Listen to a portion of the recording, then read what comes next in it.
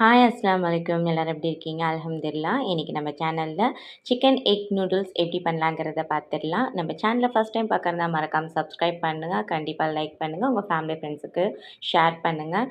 மறக்காமல் பக்கத்தில் இருக்கிற பெல் ஐக்கானை கிளிக் பண்ணுங்கள். அதை விட ரொம்ப முக்கியமானது, இந்த ரெசிபியை நீங்கள் வீட்டில் கண்டிப்பாக ட்ரை பண்ணி பாருங்கள். என்னோடய ஸ்டைலில் கண்டிப்பாக உங்களுக்கு ரெஸ்டாரண்ட்டில் சாப்பிடக்கூடிய அதே டேஸ்ட்டில் வந்து உங்களுக்கு கிடைக்கும். அண்டு திரும்ப திரும்ப நீங்கள் பண்ணுவீங்க. அது மட்டும் இல்லாமல் ரொம்ப ஈஸியும் கூட. இதை எப்படி பண்ணலாங்கிறத பார்க்கலாம். Welcome to my channel crown paradise. வாங்க வீடியோக்குள்ளே போகலாம்.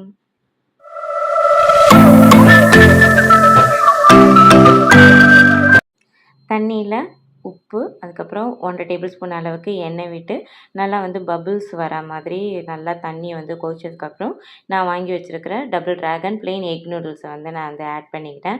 சும்மா 2ஆக வந்து உடச்சி விட்டு ஆட் பண்ணிக்கிட்டேன். இல்லைன்னா ரொம்ப லாங்காக இருக்கும் நூடுல்ஸு.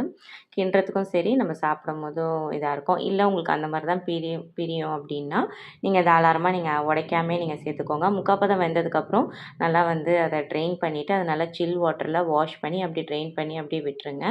அப்புறம் வந்து வேறு கடாயில் எண்ணெய் தாராளமாக அந்த நூடுல்ஸ் தகுந்த மாதிரி எண்ணெய் எடுத்துக்கோங்க. நான் 4 டேபிள் ஸ்பூன் எண்ணெய், அதுக்கப்புறம் 2 பெரிய பல்லாரி வெங்காயம், ஒரு பெரிய ஃபுல் கேரட்டை இப்படி நீட்டாக கட் பண்ணியிருக்கேன். அதுக்கப்புறம் வந்து கொஞ்சம் பீன்ஸு, அதை வந்து க்ராஸாக நான் வந்து கட் பண்ணி நான் ஆட் பண்ணியிருக்கேன். இது கூடவே உப்பு சேர்த்து நம்ம நல்லா வந்து வதக்கிக்கலாம். ஜஸ்ட்டு வந்து அது ஒரு கண்ணாடி பதம் வரைக்கும் வந்தால் போதுமானது. இப்போ வந்து போன்லெஸ் சிக்கனை வந்து நான் சின்னதாக நான் வந்து கட் பண்ணி அதை நல்லா வந்து கலர் மாறுற வரைக்கும் நல்லா வந்து வதக்கிக்கிட்டேன். இந்த ஸ்டேஜில் 2 டேபிள் ஸ்பூன் அளவுக்கு இஞ்சி பூண்டு பேஸ்ட்டு, அப்புறம் மஞ்சத்தூள், லைட்டாக வந்து மிளகாத்தூள், அதுக்கப்புறம் கறி மசாலா தூள் சேர்த்துக்கிட்டேன். இந்த மேகி க்யூப் இருக்கு இல்லையா, இதை வந்து நான் 1/2 க்யூப், 1 க்யூப்லேருந்து அதை பாதியாக எடுத்து 1/2 க்யூப் நான் ஆட் பண்ணி நல்லா வந்து வதக்கிக்கலாம். சிக்கன் நல்லா வந்து கலர் மாறி நல்லா வந்து தண்ணி விட ஆரம்பிச்சிடும். இந்த ஸ்டேஜில் சில்லி பேஸ்ட்டு, அதுக்கப்புறம் டொமேட்டோ பேஸ்ட்டு, இல்லைனா வந்து நீங்கள் டொமேட்டோ சாஸு இல்லைனா கெச்சப் வேணால் நீங்கள் ஆட் பண்ணிக்கோங்க. சும்மா ஒரு 3 ட்ராப்பு தான் நான் ஆட் பண்ணிக்கிட்டேன்.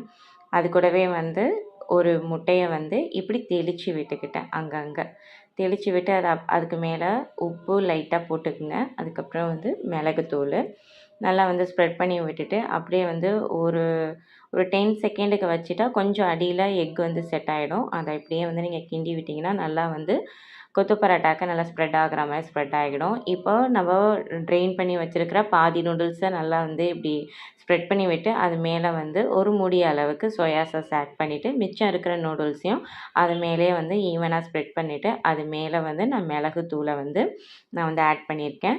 நீங்கள் மிளகுத்தூள் ரொம்ப சேர்க்குறது உங்களுக்கு பிடிக்காதுன்னா நீங்கள் அதை அவாய்ட் பண்ணிக்கோங்க. எனக்கு பிடிக்கும், அதனால வந்து நான் தாராளமாக மிளகுத்தூள் ஆட் பண்ணிக்கிட்டேன்.